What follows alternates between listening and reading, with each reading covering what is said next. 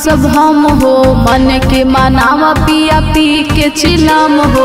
देखे जब मन टमारी लदम हो, चढ़ते सामान मन भइल बम बम हो। आज भर ढील द कलाई जनी छील द,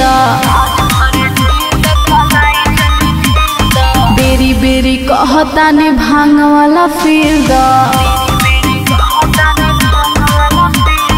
सुनए भोला न भांग की सब हम हो, मन के मनावा पिया पी के चिलम हो। होखे जब मन तमारी लदम हो, चढ़ते सामान भइल मन बम बम हो। आज भर ढील द कलाई जनी छील द,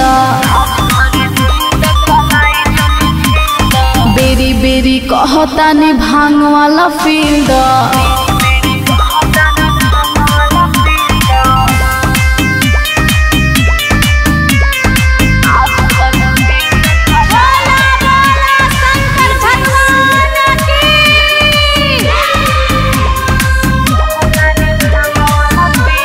खाली रउआ भंगिया पिसावतानी जी, मिश्री मलाई ना हिलावतानी जी। हरदम कोइल चाहतानी रउआ नासा, एही से बिगड़ल जाता रउआ दासा। आज भर ढील द कलाई जनी छील द, बेरी बेरी कहतानी भांग वाला फील द। हरदम भंगिया पिसावतानी जी, मिश्री मलाई ना हिलावतानी जी। हरदम कोइल चाहतानी रउआ नासा, एही से बिगड़ल जाता राउ दासा। आज भर ढील द कलाई जनी छील द,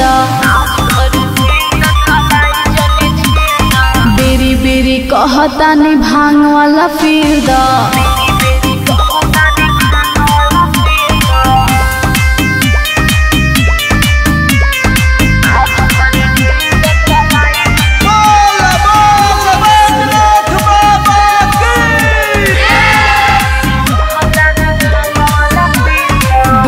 कलाई बर्दाश्त नइखे होत, दिले बानी हमरो दिमाग रउआ जोत। जी तू त कावर लेके आयल देव घर में, सिमरन चित्रांगत बा सबके नजर में। आज भर ढील द कलाई जनी छील द,